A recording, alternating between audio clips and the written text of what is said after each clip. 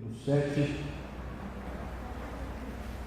os versos 21 a 23.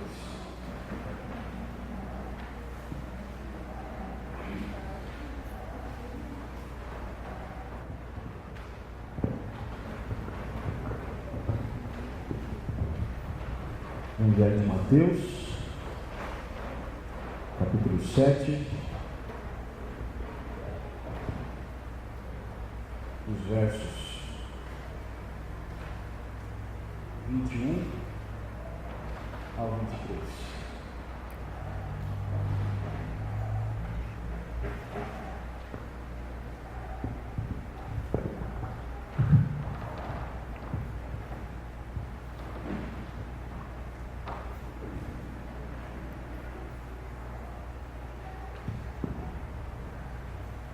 Antes de ler o texto, vamos orar mais uma vez. Senhor nosso Deus, nós agradecemos ao Senhor neste momento pela Tua palavra. Agradecemos, Senhor, porque o Senhor fala a nós, fala ao nosso coração, fala a nossa vida através deste livro precioso que o Senhor nos deixou. Fala agora, ó Pai, a Tua igreja, nos comunica, Senhor, nos instrui, nos mostra o caminho. Nós pedimos, ó Pai, que o Senhor nos abençoe assim. Que o Senhor fale por nós, que o Senhor nos abençoe, nos ilumine para o entendimento da Tua palavra que pedimos, em nome de Cristo Jesus. Amém. Mateus 7, do versículo 21 ao versículo 23, diz assim o texto: Nem todo o que me diz Senhor, Senhor, entrará no reino dos céus, mas aquele que faz a vontade de meu Pai, que está nos céus.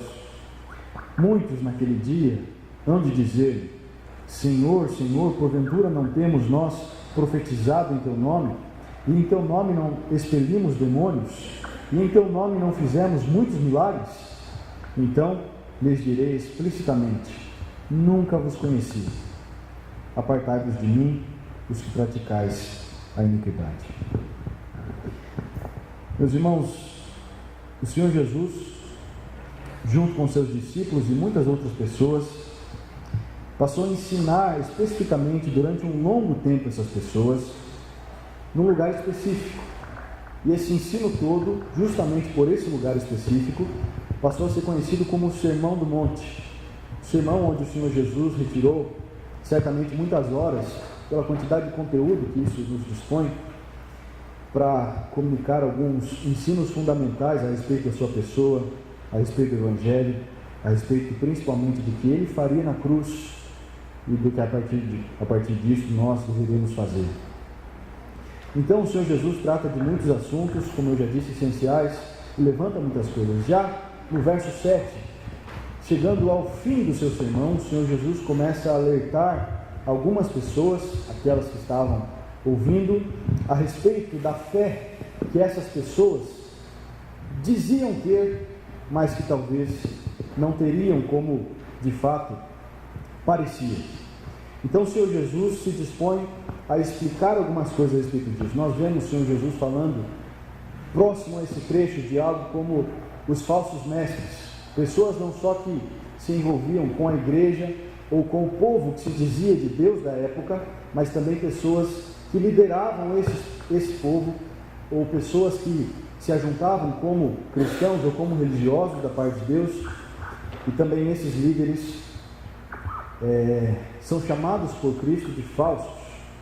Então o tema de Jesus, já no desfecho do Sermão do Monte, vai tratar não só como já tratou da fé, do desenvolvimento da fé, do nascimento da fé, das principais características daquele que tem fé, mas agora vai tratar também daquele que acha que tem fé, mas talvez não tenha, ou do que nós podemos entender que é a falsa fé, como são os falsos mestres, um sentimento a respeito de Deus que não é aquele sentimento específico que tem aqueles que realmente fazem parte do povo de Deus, aqueles que são chamados filhos de Deus, aqueles por quem o Senhor Jesus, tempos depois dessa mensagem dita no monte, morreria na cruz.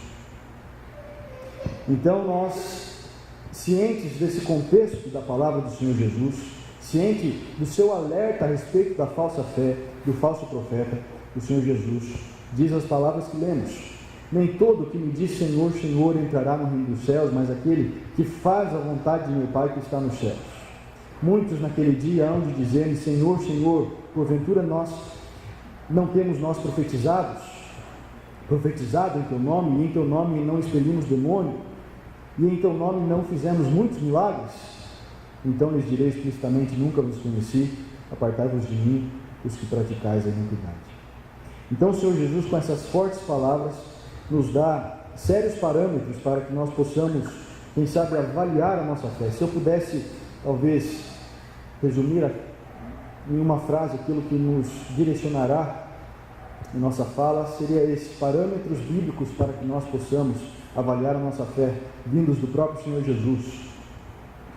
Mas uma coisa que é importante que nós saibamos é que esses parâmetros são para que nós avaliemos a nossa fé, nem sempre para que nós avaliemos a fé de nosso irmão. Muitas vezes nós temos o costume de fazer isso, mas que o foco seja nosso, que o foco seja eu mesmo, assim que como o seu pensamento seja a respeito de você. É necessário também que nós, meus irmãos, tentemos não nos apegar àquilo que nós, por vezes, achamos que a Bíblia diz, mas nós precisamos tentar entender a palavra de Deus como ela realmente é, e não como ela nos agrada ser. E aqui o Senhor Jesus está certamente nos dando muito mais um alerta do que um conforto. No início do texto, então, o Senhor Jesus nos diz que nem todo o que me diz Senhor, Senhor. E na continuação do texto, no verso 22, ele diz mais uma vez: e muitos naquele dia hão de dizer Senhor, Senhor. Essa repetição não é aleatória, essa repetição tem uma função. Nós sabemos que a língua em que o Senhor Jesus estava falando usava repetições para dar ênfase. Jesus estava falando da língua do aramaico, e o aramaico não tinha o superlativo como nós temos no português. Ninguém falava no aramaico que alguém é muito legal, alguém é muito simpático, mas no aramaico se diz que alguém é simpático, ou que alguém é legal, ou que alguém, como se diz a respeito do Senhor nosso Deus, é santo, santo, santo. Quanto mais repetições, mais a ênfase é dada. Por isso que nós vemos o Senhor Jesus dizendo por muitas vezes nas Escrituras: em verdade vos digo. Então aqui o Senhor Jesus fala a respeito de pessoas que não simplesmente tinham a fama de serem levianamente religiosas. O Senhor Jesus não fala a respeito de pessoas que na nossa linguagem são um pecar, um pelar. O Senhor Jesus não fala simplesmente de pessoas que são cristãos mornos. O Senhor Jesus está falando de pessoas que pelo menos pareciam ser muito envolvidas com a religião que dizia ser a religião do próprio Deus. E aí então que Jesus, por isso, diz que essas pessoas diriam Senhor, Senhor, porque a ênfase era grande, e eles de fato criam nesse Deus, professavam isso, pareciam ser perfeitamente um cristão, conforme o Senhor Jesus disse que era necessário ser, para que alguém fizesse parte do seu povo. Então, o Senhor Jesus fala que essas pessoas dizem a ele Senhor, Senhor, ou essas pessoas dirão a ele no último dia Senhor, Senhor. A ênfase era grande, mas nós temos mais informações a respeito dessas pessoas que supostamente o Senhor Jesus aponta. Essas pessoas não só diriam Senhor, Senhor, enfatizando a sua fé preponderante no seu contexto, mas também diriam o Senhor Jesus, talvez questionando ou pedindo dele o favor definitivo que esperavam receber na glória, dizendo o seguinte: porventura não temos nós profetizado em teu nome, e em teu nome não expelimos demônios, e em teu nome não fizemos muitos milagres?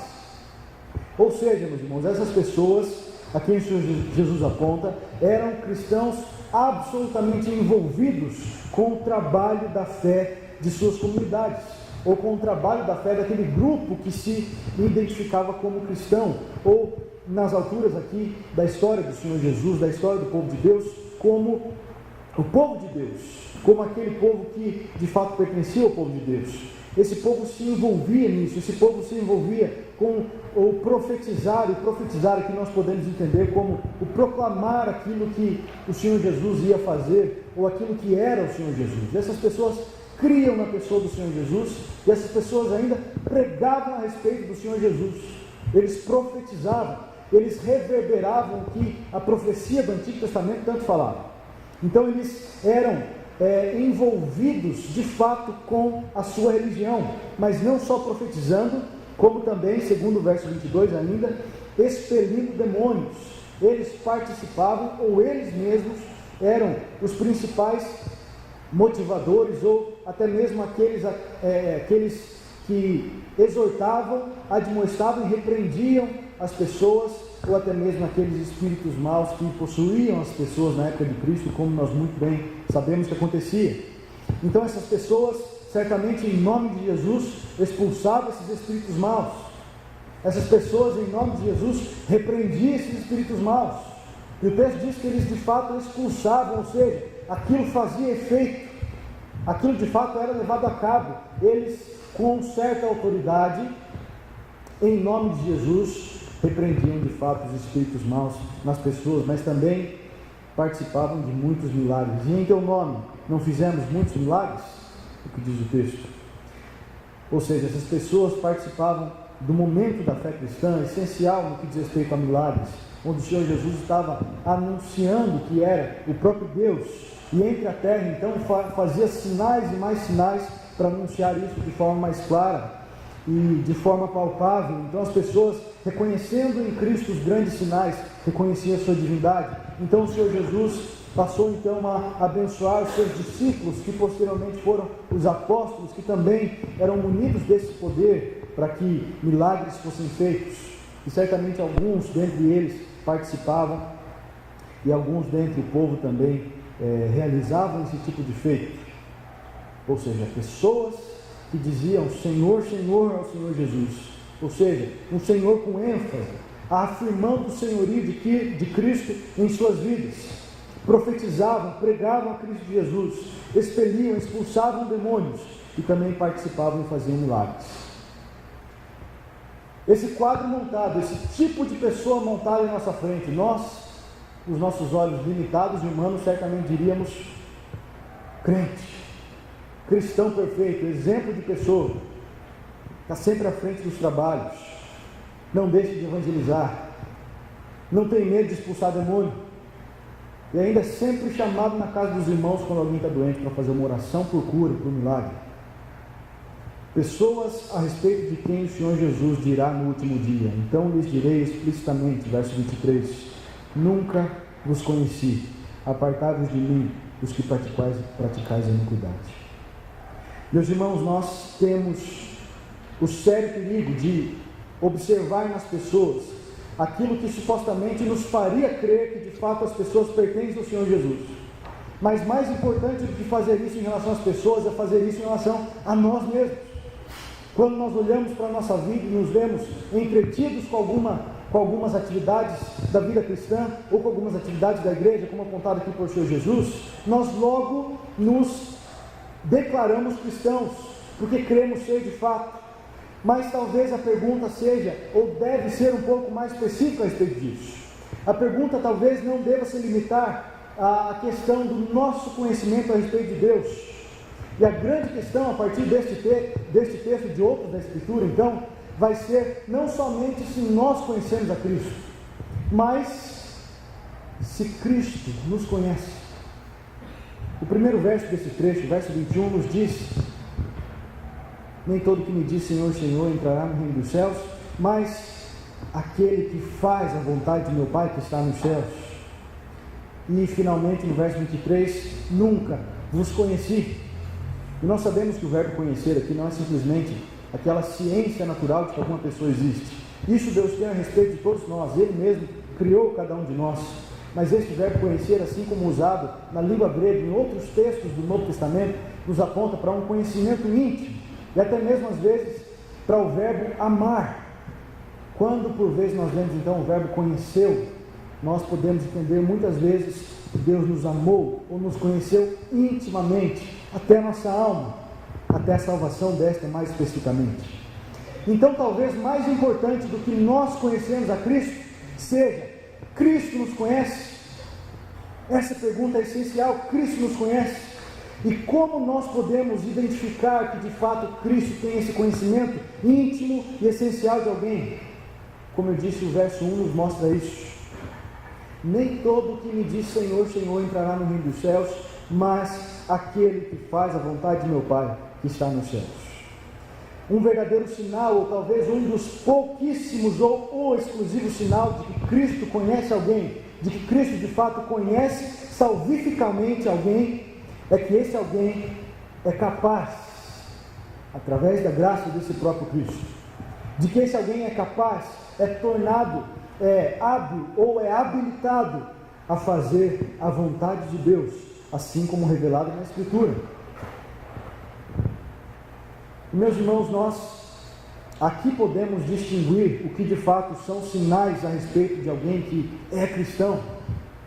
Não simplesmente de alguém que se envolve publicamente com algumas atividades da igreja, mas com alguém que é capaz agora, foi tornado capaz por Cristo, de ser agradável a Deus com suas ações, com sua vida, de glorificar a Deus obedecendo em todo instante. E nós também podemos fazer distinção entre pessoas que declaram ser assim, enquanto não são. E o que vale no final das contas é a oportunidade de declarar ser assim, e não a oportunidade de ser assim de fato, mesmo que ninguém reconheça isso. Há pessoas que procuram, por exemplo, se realizar em relacionamentos, pessoas que fundamentam sua vida em conquistar dinheiro, status, quando na verdade essas pessoas estão se desviando do seu maior problema. E o seu maior problema é que nós, assim como eu, todos nós fomos criados para amar e obedecer ao nosso Deus, quando na verdade nós odiamos e desobedecemos a esse Deus com todas as nossas forças, desde o nosso primeiro momento de vida. Esse é o grande problema. Nós vemos pessoas que ainda se dizem cristãs e que correm com tanto entusiasmo e força através da resolução de outros problemas, enquanto este continua sendo o maior problema. Esse é o nosso grande problema, o pecado em nossas vidas. Não importa o nosso status diante dos homens, não importa quando nós sejamos respeitados, o que importa é se nós de fato fomos alcançados por Cristo ou não, e a partir disso, se estamos vivendo uma vida em resposta a esse amor de Deus que foi demonstrado na cruz. Nós temos, por vários textos da Escritura, o testemunho de que a razão pela qual o Senhor Deus nos alcançou é para que nós fôssemos um povo santo, um povo irrepreensível diante dele. Muitos textos nos mostram isso, mas corra rapidamente a Efésios, por exemplo. Efésios, capítulo 1, dos versos 3 ao verso 4. E esse texto nos mostrará que a razão pela qual Deus nos alcançou é específica. Esse texto, assim como muitos outros, nos esclarece que de fato Deus nos alcançou não simplesmente para nos livrar do inferno, mas para nos tornar um tipo de pessoa. Efésios 1, versos 3 e 4. Bendito o Deus e Pai de nosso Senhor Jesus Cristo, que nos tem abençoado com toda sorte de bênção espiritual nas regiões celestiais em Cristo, assim como nos escolheu nele antes da fundação do mundo, para sermos santos e irrepreensíveis perante ele. Em outras palavras, qual a finalidade pela qual desde a fundação do mundo Deus escolheu algumas pessoas e depois resgatou essas pessoas pelo mais alto preço do sangue do Senhor Jesus? Qual a razão disso? Para que essas pessoas alcançadas fossem santas e irrepreensíveis diante de Deus. Por isso que nós podemos concluir que na cruz o Senhor Jesus estava certamente com um povo em sua mente, um povo que pecou, um povo que pecaria. Então certamente Jesus, sendo onisciente, também poderia ter uma lista completa de todos esses pecados, não importa o quanto grande eles fossem. Mas além disso, o Senhor Jesus também estava certamente pensando que não só salvaria o povo do inferno, mas também que levaria este povo até seu Pai, santificado, um povo transformado, um povo revestido agora do poder dessa cruz, que fez com que as vidas dessas pessoas fossem transformadas, e elas então fossem apresentadas a Deus de modo diferente do que eram. Antes odiavam a Deus, agora o adoram, se dobram diante dele. Antes rejeitavam as suas leis, rejeitavam os seus pensamentos, o odiavam como Criador, o odiavam como Salvador, agora se dobram diante dele e revertem sua vida, seu ódio em amor, revertem todas as suas ações para glorificar a esse Deus. O Senhor Jesus tinha essa finalidade na cruz. O Senhor Jesus tinha a intenção de transformar essas pessoas para apresentá-las diante de Deus. É um grande egoísmo nosso acharmos que Cristo simplesmente nos livrou do inferno. Além de nos livrar do inferno, Cristo também tinha a intenção de nos transformar radicalmente. Por isso que ele diz que nós deveríamos nascer de novo para sermos apresentados santos diante de Deus. Nesta mesma perspectiva, inclusive falando a respeito do texto de Efésios, o reverendo Augusto Nicodemos diz o seguinte: há pessoas que acham que são eleitas, que acham que fazem parte desse povo eleito de Deus, são escolhidos, mas a vida dessas pessoas não mostram nenhuma eleição. Como saber se você faz parte do povo de Deus? Se Deus escolheu um povo para ser santo e irrepreensível, você não pode viver uma vida de imoralidade, de fornicação, de mentira, de prostituição, de impureza, de adultério, de desonestidade, e ainda ter o desplante de dizer que foi escolhido por Deus para fazer parte do povo dele. Porque Deus nos escolheu com um propósito, e quando Ele chama os seus escolhidos, Ele opera no coração deles a transformação que nós chamamos de novo nascimento, e em seguida de santificação. Porque foi por isso que Ele escolheu um povo, então, onde não há santidade, e santidade nós podemos entender não como perfeição, mas como progressão em santidade diante de Deus. Onde não há santidade também não houve escolha. Não que a minha santidade vai me fazer merecer a escolha, a salvação de Deus, mas ela é um reflexo da escolha graciosa de Deus antes da fundação do mundo, assim como nos escolheu nele antes da fundação do mundo, para sermos santos e irrepreensíveis perante ele. Efésios 1, verso 3 ao 4. E é por isso, meus irmãos, que quando nós olhamos para o texto, nós podemos voltar para lá, para o texto de Mateus 7, nós temos que tirar sérias conclusões a respeito de como ele se aplica na vida da igreja hoje. Quantas pessoas se dizem cristãs e quantas de fato são?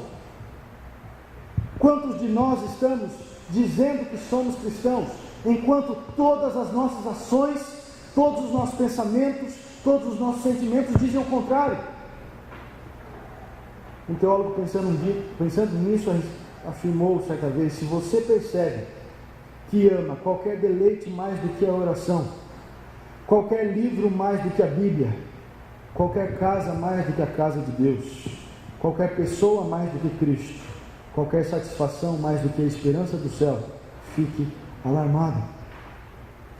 Meus irmãos, nós precisamos nos voltar para a Escritura e também nos voltar para o nosso coração e ver se de fato nós estamos sendo honestos, sinceros e justos ao afirmar que somos cristãos, ao afirmar diante dos homens e de Deus que somos crentes.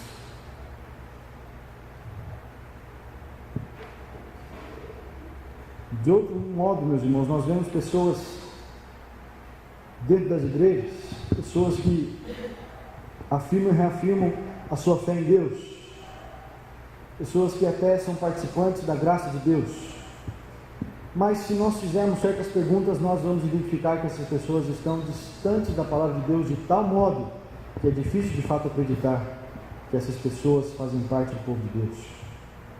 E quando nós pensamos em nós mesmos, Nós podemos pensar em algumas perguntas, como por exemplo, quem são as pessoas que guiam nossas vidas? Quem são as pessoas de quem nós ouvimos conselhos? Com quem ou com o que nós gastamos mais tempo do nosso dia, sem contar o trabalho? Qual o maior projeto de nossas vidas? Quais os nossos maiores sonhos? Meus irmãos, nós precisamos tomar extremo cuidado ao pensar sobre isso. Nós precisamos identificar esses parâmetros da Escritura para avaliar nossa própria fé. Meus irmãos, enquanto a nossa grande busca for por resoluções de alguns problemas aqui da terra, enquanto a nossa grande busca for por conquistar coisas materiais, ou talvez sair de situações ruins, enquanto a nossa grande busca for por um grande amor, como as novelas pregam, enquanto a grande busca da vida de um homem for por qualquer coisa no mundo que não seja se aproximar de Deus e tentar glorificar a Ele com todas as suas forças, nós precisamos questionar esta fé. Nós precisamos questionar essa fé. E meus irmãos, talvez você não tenha ouvido isso. Eu nunca ouvi. E tenho temor em dizer isso, mas eu penso a meu respeito. E penso no temor que nós temos que ter diante de Deus. Talvez, com muito temor, cuidado e sinceridade. Às vezes a melhor coisa que nós podemos fazer é olharmos com dureza para nós mesmos. Talvez olharmos com paciência e mansidão para os nossos irmãos, mas para nós mesmos, segundo a palavra do Senhor Jesus neste texto e em outros. Talvez seja melhor que nós façamos uma avaliação sábia e sincera. E quando pensamos nisso, nós temos que questionar sem medo a nossa fé. Por vezes as nossas palavras dizem que somos cristãos, e as nossas mãos dizem claramente diante de Deus, diante das pessoas, nós não somos cristãos. Nós desonramos o Deus a quem pregamos. Nós não nos importamos com a sua vontade, com a sua palavra. Nós fazemos milhares de coisas do nosso interesse a nossa semana, mas não nos voltamos a Deus como devemos. Uma das coisas, meus irmãos, que nos leva a pensar seriamente sobre isso, é que conforme cresce o número de cristãos, entre aspas, pelo mundo, nós nos deparamos como textos, por exemplo, um pouquinho anterior a este que lemos, Mateus 7, verso 13 e 14. E são, por isso, meus irmãos, com todo o temor, sabedoria vindo da palavra de Deus, nós precisamos questionar a nossa fé. Nós precisamos questionar a nós mesmos. Não segundo os nossos padrões. Não segundo o padrão daquelas pessoas que talvez você vá se aconselhar. E talvez pessoas que vão dizer justamente o que você queira ouvir e não o que você precisa ouvir. Meus irmãos, eu tenho a certeza absoluta de que a Bíblia diz exatamente o que nós precisamos ouvir. A Bíblia não tem medo de nos ofender. A Bíblia não tem medo de nos deixar chateados e sair da igreja. O Senhor Jesus fala exatamente o que é necessário falar. O Senhor Jesus, aqui nesse texto, como em toda a palavra de Deus, nos revela o que Deus tem a nos dizer. Muitos naquele dia hão de me dizer: Senhor, Senhor. Então eu lhes direi explicitamente: nunca vos conheci, apartai-vos de mim, porque praticais a iniquidade. Por fim, meus irmãos, nós podemos pensar em responder a Deus pela sua grande obra graciosa em nossas vidas, agindo do mesmo modo como Deus agiu para conosco. Eu já disse isso por algumas vezes, mas é sempre bom nós lembrarmos que Deus certamente dá mais valor àquilo que nós nos empenhamos por fazer diante dele do que aquilo que nós nos empenhamos para falar diante dele. Quantas vezes nós lemos na Bíblia que o Senhor Jesus nos ama? Quantas vezes nós lemos na Bíblia que Deus ama o seu povo? Eu te desafio a pesquisar, você vai encontrar poucas ocorrências. Mas não precisa ter muitas ocorrências quando o Senhor Jesus, o próprio Deus, abandona toda a glória que tem nos céus, desce à terra, uma terra imunda e tomada pelo pecado, e Ele mesmo, sendo o próprio Deus, se limita à convivência dos homens, e Ele mesmo, sendo Deus de todas as coisas, se humilha, sendo obediente ao Pai, obediência que o leva à morte. E então na cruz faz a obra por nós. Na cruz paga pelos nossos pecados, pecados que cometemos durante toda a vida. Então na cruz gratuitamente nos justifica diante de Deus, diante do Pai, e nos dá então a oportunidade de uma eternidade de paz com Deus, ao invés de uma eternidade de tormento no inferno. Quando essas coisas são mostradas a nós, quando nós concluímos que essas coisas são fato, por que é que nós precisamos ouvir que Deus nos ama, quando nós sabemos, pelas ações mais drásticas possíveis, de Cristo sendo perfurado na cruz, de uma coroa furando a cabeça do Senhor Jesus, do seu sangue sendo vertido, de suas lágrimas sendo escorridas, do seu corpo sendo esmurrado, do seu corpo sendo moído, do próprio Deus, nosso Criador, Deus de toda a eternidade, Pai da eternidade, como a Bíblia diz, sendo pendurado numa cruz, cuspido por homens. Nós não precisamos ouvir deste Deus que Ele nos ama, quando Ele, com todas as suas ações, nos mostra isso. É por isso, meus irmãos, que toda essa história nos leva a um convite específico. E esse convite é amar a Deus com todas as nossas ações, porque isso vai soar aos ouvidos de Deus um eu te amo muito mais poderoso do que todo eu te amo que nós podemos cantar ou falar durante toda a nossa vida. E assim como o Senhor Deus nos amou com ações específicas, que nós então, já alcançados pela sua graça, não fazemos nada para alcançá-la, mas fazemos porque fomos alcançados por ela, e somos capazes agora de dizer eu te amo a Deus, justamente como agrada ao Senhor ouvir isso, ou seja, glorificando, ou seja, não sendo praticantes de iniquidades, como diz o Senhor Jesus no verso 23, mas fazendo a vontade do meu Pai que está nos céus, como diz no verso 21. E assim certamente nós não seremos contados como aqueles que dirão Senhor, Senhor no último dia, mas seremos contados como o povo de Deus redimido, o povo de Deus que respondeu a essa redenção, o povo de Deus que foi salvo por Cristo verdadeiramente. Que nós nos avaliemos a nós mesmos, irmãos, que nós tenhamos temor a Deus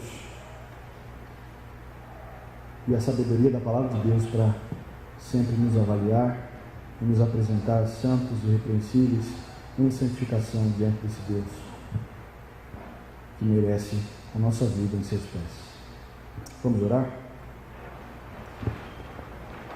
Senhor Deus, nós temos plena consciência de que a Tua palavra é a verdade.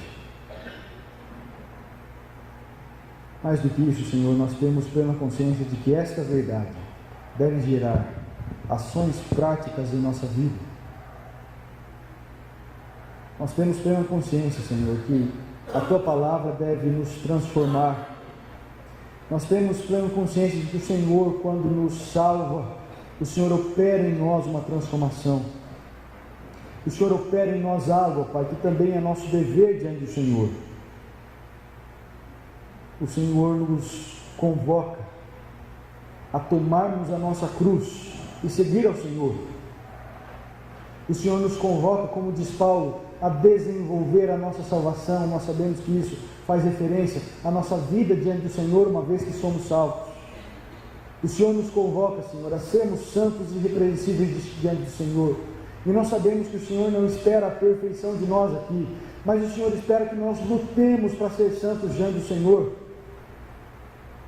E assim que nós possamos, gradativamente, ir fazendo a Tua vontade mais do que a nossa, Senhor.